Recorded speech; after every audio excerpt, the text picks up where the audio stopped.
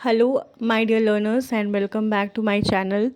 And आप सभी लोग अच्छे होंगे और अपनी पढ़ाई बहुत अच्छे से कर रहे होंगे। आप लोगों के एग्ज़ामिनेशंस आने वाले होंगे और अब आप लोगों का जो सेमेस्टर फोर्थ है वो आपका पूरा वो होगा कॉम किस बेसिस पे होता है, ऑब्जेक्टिव बेसिस पे होगा।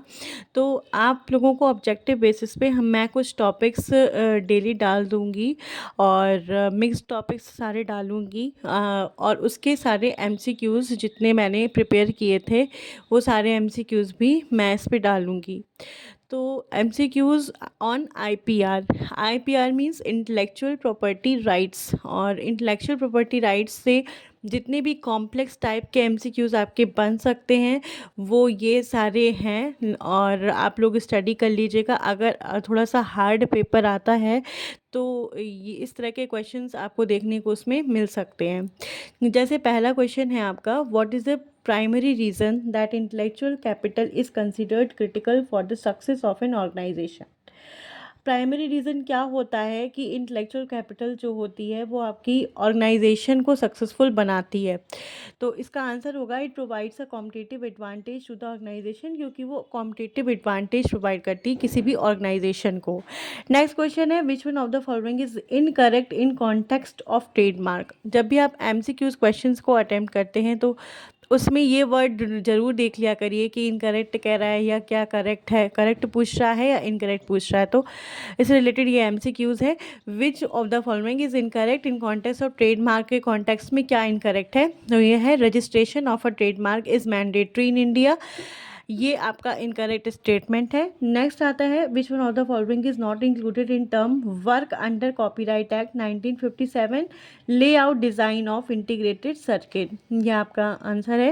Intellectual property right protect the use of information and ideas that are of commercial values होते हैं। ये मोस्ट इंपॉर्टेंट क्वेश्चन है आपका कि जो आईपीआर होता है वो जो यूज़ करता प्रोटेक्ट करता है यूज़ ऑफ इंफॉर्मेशन और क्या करता है, लीड्स इंफॉर्मेशन एंड आइडियाज़ जो कि किसके होते हैं, that are of commercial value के होते हैं।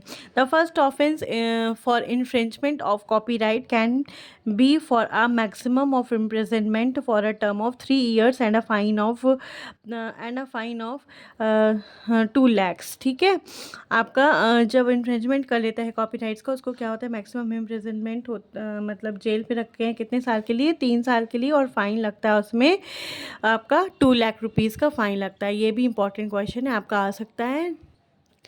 अब नेक्स्ट क्वेश्चन देखते हैं, विच what protects the intellectual property created by artist. तो इसका आंसर आपका हो जाएगा कॉपीराइट्स। ठीक है, what protect the intellectual property created by designers, registered जो डिज़ाइंस होती हैं वो प्रोटेक्ट करते हैं। What protect the intellectual property created by inventors, patent जो होते हैं वो आपका प्रोटेक्ट करता है इंटेलेक्चुअल प्रॉपर्टी जो कि इन्वेंटर्स क्रिएट करते हैं। Which of these is a geographical indication. Geographical indication क्या इनमें से कौन कौन सा है, BMW है या वर्ल्ड वाइड वेब है या प्ले स्टेशंस है, आपका इसमें है चैम्पैग्नी। ठीक है, what does the trademark protect. Trademark क्या प्रोटेक्ट करता है, लोगोज, नेम्स एंड ब्रांड्स को प्रोटेक्ट करता है। ठीक है, अब नेक्स्ट आता है, the most countries how long in the most countries how long does the copyright last for. कितने लंबे समय के लिए कॉपीराइट लास्ट करता है, last for 50 years after the death of a person who created that work. 50 years तक last करेगा। How long do patent usually last for. Patent कितने साल के लिए लास्ट करता है, 20 years के लिए। ये भी बहुत इंपॉर्टेंट क्वेश्चन है। If you write an original story what type of intellectual property give you right to decide who can make and sell copies of your work. Copyright आपका होता है इसमें। आप जब आप कोई नई स्टोरी लिखते हैं तो आपका उसमें कॉपीराइट होता है, तो उसका आंसर हो जाएगा कॉपीराइट। अब ये नेक्स्ट आता है कि IPR protect the use of information and ideas that are of commercial values. Commercial value ज़रूर आप लोग याद रखिएगा। The term intellectual property right covers, क्या कवर करता है, trade dress and copyright, know how, all of above. तो सब सारी इसमें सारी प्रॉपर्टीज़ आती हैं।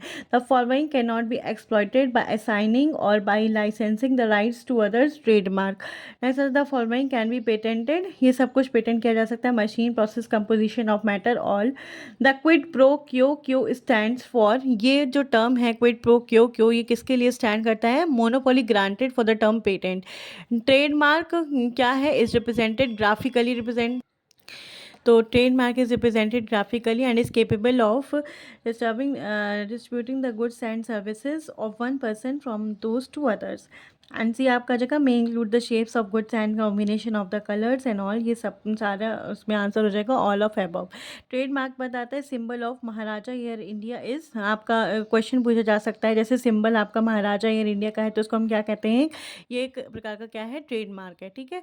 In India the literary work is protected, जो लिटरेरी वर्क होता है वो प्रोटेक्ट करते हैं until the 60 years after the death of author, 60 years after the death of author को लिटरेरी वर्क को प्रोटेक्ट किया जाता है।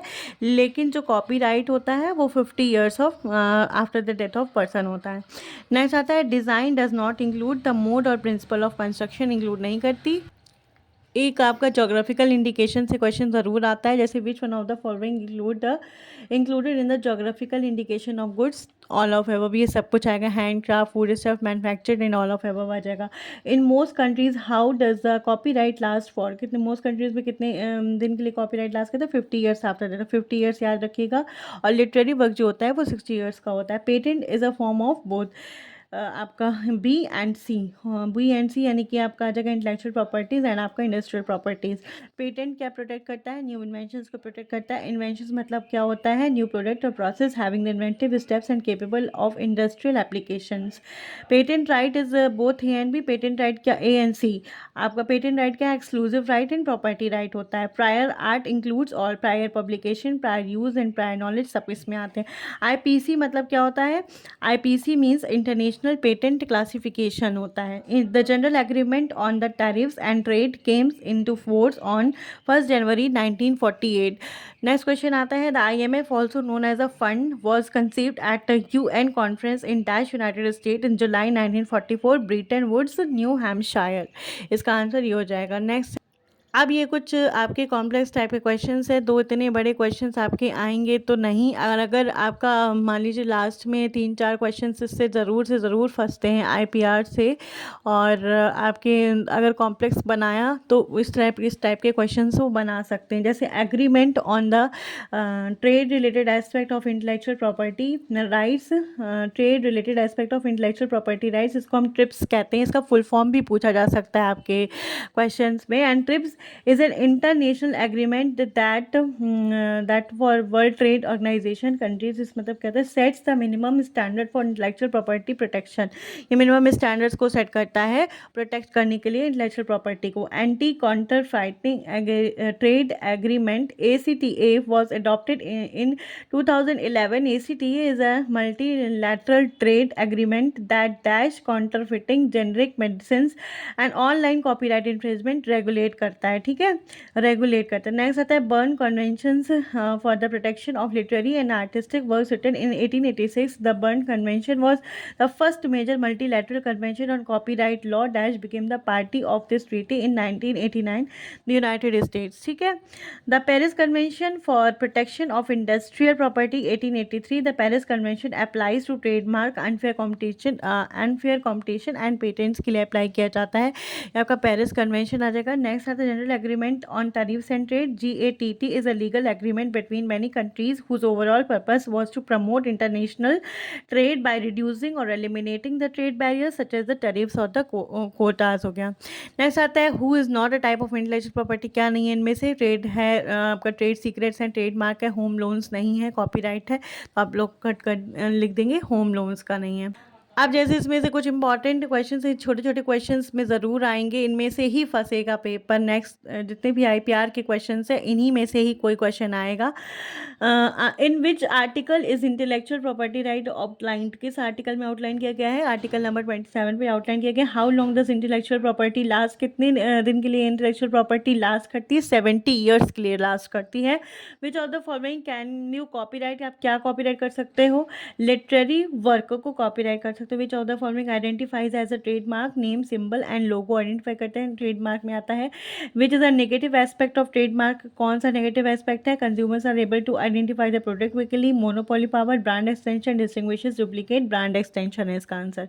Next what is the subject matter of a patent, patent का सब्जेक्ट मैटर क्या होता है, इन्वेंशन करना, ठीक है। नेक्स्ट आता है what is the headquarter, where is the headquarter of WIPO का हेडक्वार्टर कहाँ पे है, जेनेवा स्विट्जरलैंड पे इसका हेडक्वार्टर है। Which of the following are included in geography geographical indications of good, जो जोग्राफिकल इंडिकेशंस होते हैं गुड के, इनमें से कौन सा इंडिकेट करता है? तो आ जाएगा handicraft, food steps, manufactures. And design does not include, design में क्या नहीं पाया जाता? मोड और प्रिंसिपल ऑफ कंस्ट्रक्शन। मोड और प्रिंसिपल ऑफ कंस्ट्रक्शन जो है उसमें नहीं पाया जाता। नेक्स्ट है आपका the term WIPO stand for, किसके लिए स्टैंड करता है? वर्ल्ड इंटेलेक्चुअल प्रॉपर्टी ऑर्गेनाइजेशन के लिए स्टैंड करता है। Which of the following is an intellectual property as IPR laws in India? ये सारा इसमें आ जाएगा। Original literary work, industrial design of the Maruti को and trademark of Tata company, इस तरह करके क्वेश्चन पूछे तो इसमें आंसर हो जाएगा all. Which of the following is not an intellectual property law? कौन सा नहीं है? कस्टम एक्ट 1962 नहीं है। Trade in services included which of the following? Trademark act came under force on, trademark act जो था कब आया फोर्स में? 1999 में आया। एसोसिएटेड ट्रेडमार्क मीन्स क्या होता है? ट्रेडमार्क्स डीम्ड टू बी और required to be registered as associated trademarks under this act. Trademark registry establish under act, किस एक्ट के अंदर एस्टैब्लिश की गई थी? Trade and merchandise mark act 1958। Trade and merchandise marks act 1958 was replaced by, किससे replace किया गया था? Trademark act 1999। जब ट्रेडमार्क एक्ट आया था, आप लोगों ने पढ़ा होगा, उसके पहले आपका trade and merchandise marks act आया था 1958 में, उसको रिप्लेस कर दिया गया था ट्रेडमार्क एक्ट 1999 से। विच of the following is not a type of patent? कौन सा नहीं है? कॉपीराइट। कॉपीराइट एक्ट कब आया था फोर्स में? 1957 में आया था। कॉपीराइट एक्ट 1957 में आया था। Biological diversity act came on the force 2002। ये भी क्वेश्चन आपका बहुत इंपॉर्टेंट है कि बायोलॉजिकल डाइवर्सिटी एक्ट कब फोर्स पे आया था? 2002 पे आया था। एंड नेक्स्ट क्वेश्चन है which section of patent act 1970 deals with the persons entitled to apply for patent? Section 6 of patent act 1970। Next section 7 of patent act 1970 deals with forms of application. Which section of Patent Act 1970 deals with invention relating to atomic energy not patentable? Section 4 of Patent Act 1970. Then when did Design Act 2000 came into? Design Act कब आया था? Design Act आपका आया था 11 मई 2001 पे आया था। Which section of Design Act 2000 deals with certificate of registration? Section 9 of Design Act 2000. Next question, which section of Design Act 2000 deals with the effect of disclosure of copyright? Section 16 of Design Act 2000. Section 25 of Design Act 2000 deals with notice of trust not to be entered in the registered. Patent Act is passed by central or federal government, पास करती है patent act. International copyright is govern by the Berne convention, govern करता है। तो इस तरह से आप लोगों ने सारे क्वेश्चंस IPR से रिलेटेड स्टडी कर लिए हैं। होप्स तो आप सभी को ये मैटर हेल्पफुल रहेगा। और अगर आप इसी तरह के हम चाहते हैं कि हम ऐसे ही क्वेश्चंस MCQ टाइप क्वेश्चंस या वन वर्ड टाइप क्वेश्चंस आपके लिए लेकर के आएँ जो आपके लिए हेल्पफुल हों, तो प्लीज़ आप लोग मेरे चैनल को सब्सक्राइब कीजिए और ज़्यादा से ज़्यादा लाइक करिए और मुझे बता दीजिएगा कमेंट सेक्शन पे जहाँ पे भी आपको कोई भी डाउट हो रहा हो और आपको किस सेक्शन से MCQ से चाहिए हैं, जो आपको मेन लगता हो कि अगर में से ये वाला सेक्शन कंप्लीट नहीं हो रहा है तो आप लोग मुझे बताइएगा। मैं मुझसे जितना होगा मैं उस पर हेल्प करने की कोशिश आप लोग को ज़रूर से ज़रूर वीडियो ला के करूँगी। और thank you so much for watching my video. और आप लोग इसको ज़्यादा से ज़्यादा लाइक करें, शेयर करिए और प्लीज़ मेरे चैनल को सब्सक्राइब करिए। Thank you so much.